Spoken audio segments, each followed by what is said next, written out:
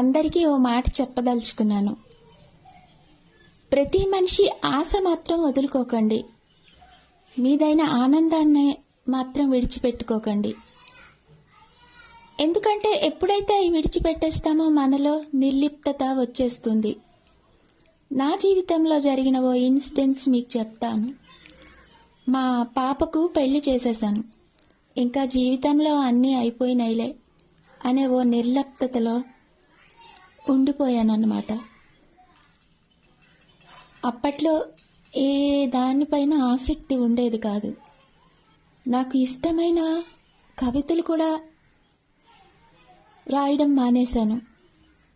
ఎందుకంటే నిర్లిప్తత, ఆశ లేదు, కావాలనే కోరిక లేదు. ఇవన్నీ లేనప్పుడు మనిషిగా జీవించలేం, ఆనందాన్ని పొందలేం.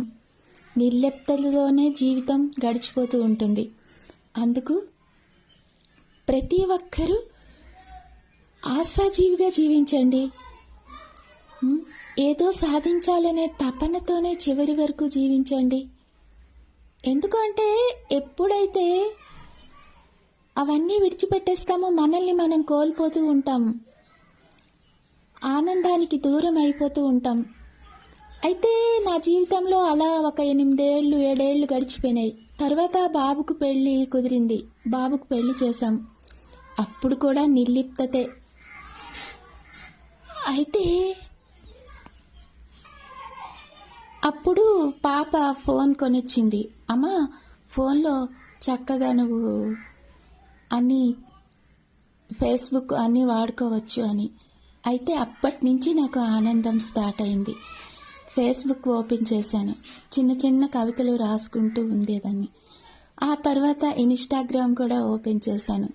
ఇంకా ఎన్నో కవితలు, నాకు ఇష్టమైన భావాలు అన్నిటికీ ఇన్స్టాగ్రామ్ నాకు దారి చూపించింది. ఎందుకంటే నా కళలు, నా భావాలు, నా ఆశలు, నా ఆశయాలు అన్నీ పంచుకునేలా చేసింది.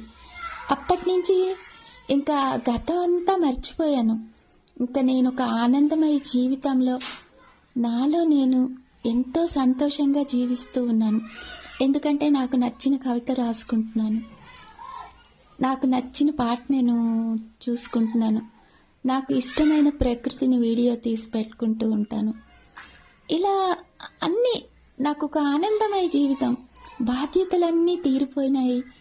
ఇంకా భగవంతుడిచ్చిన జీవితంలో ప్రతి ఆనందాన్ని పోగు చేసుకుంటూ ఈరోజు ఇంత ఆనందంగా ఉన్నాను అంటే నా పిల్లల సపోర్ట్, నా భర్త